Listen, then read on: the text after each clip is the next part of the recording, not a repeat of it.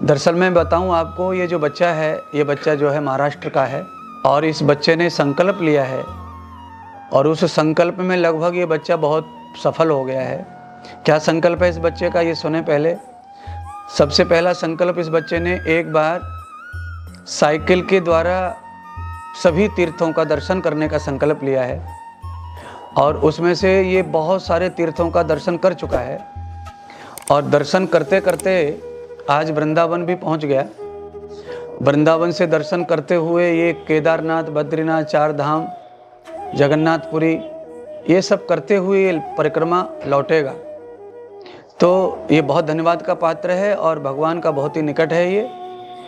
और अब सवाल ये है कि लोग बोलते हैं कि तुम ये साइकिल पर परिक्रमा दे रहे हो, तीर्थों के दर्शन कर रहे हो और तुम्हारी औकात क्या है, तुम क्या हो।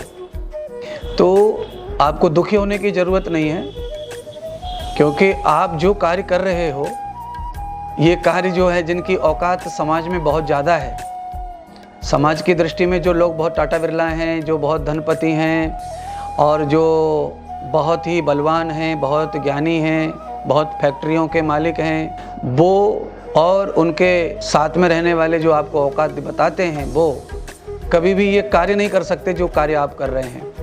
मैं सिर्फ ये कहूँगा कि नारद जी ने धरती की परिक्रमा की थी, उस काल में उन्होंने पैदल परिक्रमा की थी। आप साइकिल पर कर रहे हैं तो साइकिल भी पैदल का ही एक साधन है।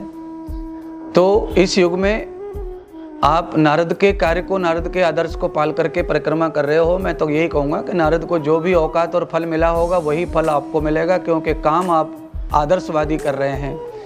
लोग तो हवाई जहाज़ में, रेल ट्रेनों में जाके भी तीर्थ नहीं कर पा रहे और आप अपने परिश्रम से साइकिल पर तीर्थ कर रहे हैं। इसलिए परमात्मा आपके साथ है और औकात आपकी बहुत ज़्यादा है सबसे, क्योंकि भगवान जिनको अपने यहाँ सुरक्षित बुलाते हैं उनसे ज़्यादा औकात किसी की नहीं होती है। इसलिए किसी की औकात बताने से औकात समझ में नहीं आती। औकात के तो परिणाम होते हैं जो आएंगे तभी समझ में आएंगे। इसलिए बोलने वालों को बोलने दीजिए और आप अपने मार्ग पे चलते रहिए। चलते चलते ट्रक के पीछे लिखा हुआ स्लोगन पढ़ते चलिए। चलती है गाड़ी, उड़ती है धूल, जलते हैं दुश्मन, खिलते हैं फूल।